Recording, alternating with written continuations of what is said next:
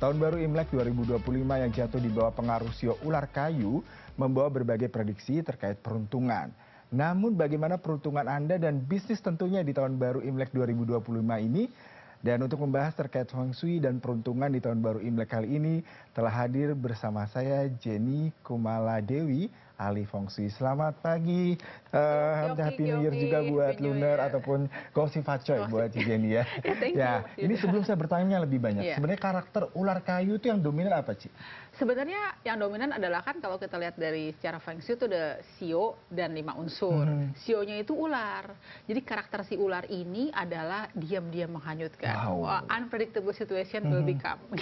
Kayak tiba-tiba semalam hujan banjir nggak ada yang nyangka ya mau Imlek hujan banjir, terus banyak hal tak terduga tiba-tiba terjadi juga bisa. Unpredictable tuh yang kita tidak sangka-sangka terjadi, bisa kadang-kadang juga bagus, bisa kadang-kadang kurang bagus gitu loh. Nah, ditambah dengan 5 elemen itu kayu, kena kayu. Kayu itu sebenarnya bagus ya, simbol pertumbuhan, perkembangan, kreativitas gitu ya. Namun karena dalam Feng Shui itu kayu dan ular itu ada elemen api. Jadi terjadi over energy api juga. Wow. Jadi makanya di tahun ini kayak banyak orang tuh sekitar kita ada peluang juga ngeselin gitu, nanti hati-hati juga. Nah dalam itu pekerjaan. Karakter jadi lebih emosional kali ya. Iya, emosional, meskipun lagi hujan dingin gitu ya, tapi tetap aja ada karakter emosi terpendam juga yang buat orang resah dan gelisah gitu. Karena kan ular itu sifatnya analis, thinker gitu ya. Jadi kita harus berpikir strategi gitu ya. Tapi ular itu juga ada sifat negative thinking dan overthinking. Banyak orang tuh kalau di tahun ular tuh bawaannya pada overthinking, takut beginilah, takut begitulah gitu. Nah, menarik nih. Kalau overthinking itu berarti akan berpikir ulang untuk berinvestasi. Harus lebih hati-hati karena tadi ada emosi, ada istilah kata terbawa FOMO juga mungkin FOMO untuk bisnis. Nah, kalau gitu. kita melihat bagaimana industri yang akan sukses, wirausaha harus bagaimana di tahun ular kayu ini, Cik? Jadi kalau dalam dunia bisnis tuh kita harus bisa bertahan survive sampai dengan berakhirnya tahun ular kayu, karena tidak mudah juga menghadapi tahun ular. Dan memang dalam urutan-urutan sio kebetulan tuh pembaharuan kan terjadi di tahun naga. Jadi seharusnya setiap bisnis itu pembaharuan tahun kemarin kan, tahun ular tuh tinggal melaksanakannya gitu ya. Lah, lalu setelah tahun ular, tahun kuda, tahun kambing. Nah, itu adalah tahun-tahun berat di mana kita juga harus kerja keras. Jadi, bisnis tuh dalam karakter di tahun ular itu sifatnya memang harus struggle gitu ya, berjuang juga. Berarti tidak bisa membuka peluang bisnis baru? Bisa, tetap bisa. Tapi memang kita perlu strategi. Kalau bisnis yang cuma sekedar ikut-ikutan, apalagi bisnis yang hanya tidak dalam analisanya, itu jangan menurut saya. Malah lebih baik itu melanjutkan yang udah ada, jadi yang udah berjalan. Nah, untuk orang-orang yang bercabang pikirannya, baru selesai ini udah mau lagi yang baru, itu hati-hati, apalagi FOMO, itu juga jangan terjadi di tahun ular ini, karena membahayakan juga, bisa terjatuh juga. Ada bulan-bulan tertentu dalam Feng Shui itu yang secara Feng Shui kurang seimbang, di antaranya bulan Februari, terus bulan Mei dan bulan Agustus.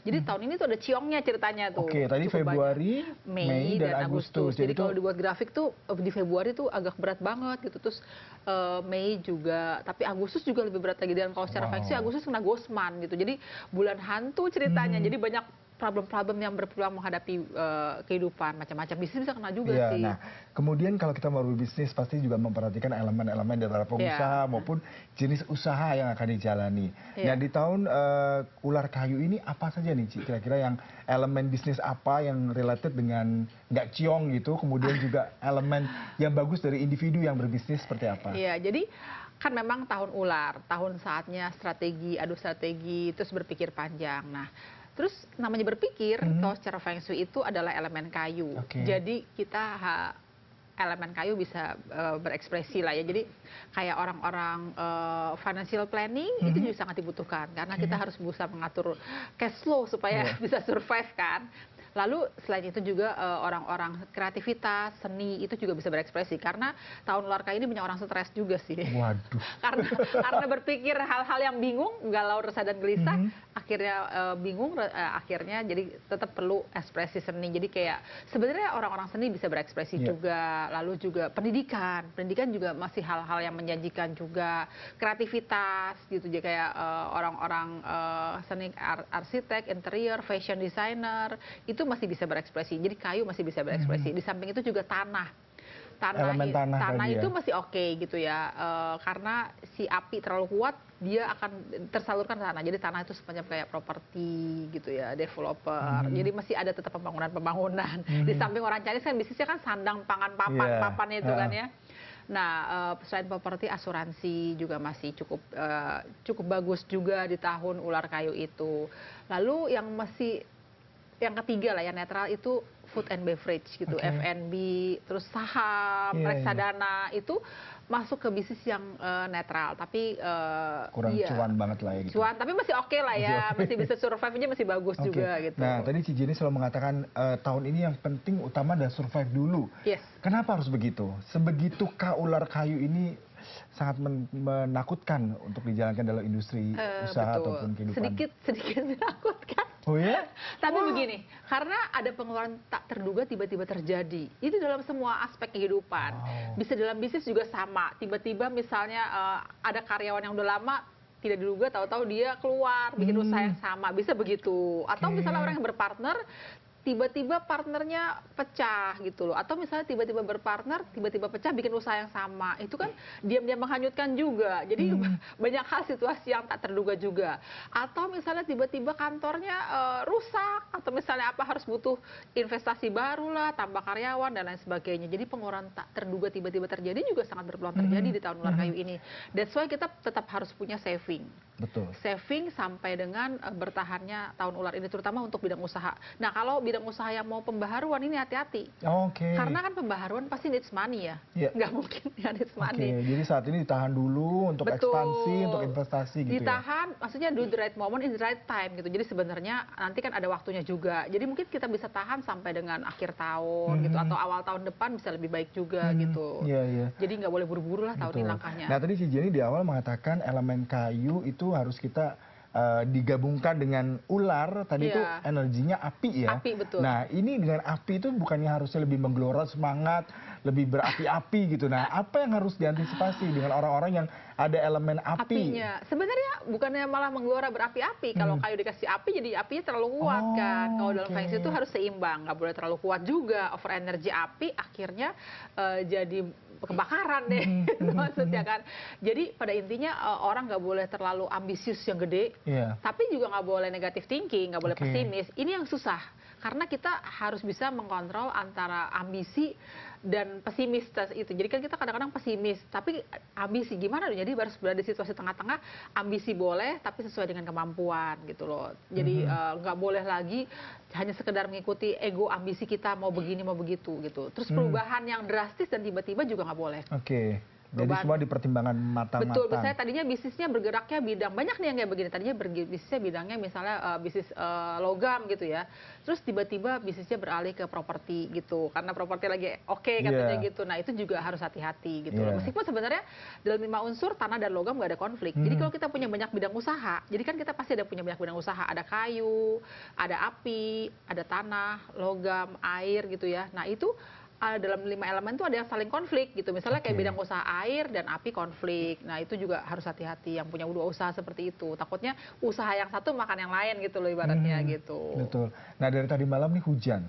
Dan biasanya kalau Imlek, pemirsa juga Ci Jenny juga tahu, diasosiasikan dengan keberuntungan, cuan. Kalau pada saat Imlek ada hujan deras. Bagaimana ada dari budaya Tiongkok sendiri ataupun Tionghoa melihat hal ini? Jadi hujan itu kan sebenarnya kalau feng shui air ya, feng shui angin dan air. Air itu sebenarnya bagus, tapi kondisi hujannya kita lihat hujannya over banget kan, sampai banjir ya. Jadi itu apalagi gini, kalau orang Chinese mencari tanggal baik biasanya untuk acara misalnya menikah lah atau misalnya ini. Jadi itu kalau pas lagi pada harinya itu nggak hujan bagus, setelah acara itu selesai baru hujan baru bagus. Jadi katakan sekarang Imlek, nanti malam baru hujan itu baru bagus. Bukan tadi malam.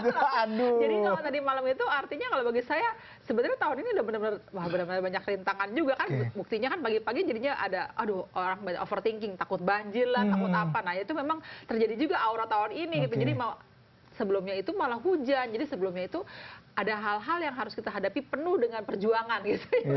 Kata kuncinya 2025 perjuangan. Nah terakhir nih sih untuk kita mengantisipasi ciongnya nih ya, dan apa yang harus dilakukan terlepas dari tadi unsur elemen ataupun apa, bagaimana kita menyikapi tahun baru Imlek di tahun ini? Ya, sebenarnya kita tetap optimis, tapi sesuai dengan kemampuan kita gitu ya, jangan berlebih, harus fokus pada hal yang sudah berjalan aja.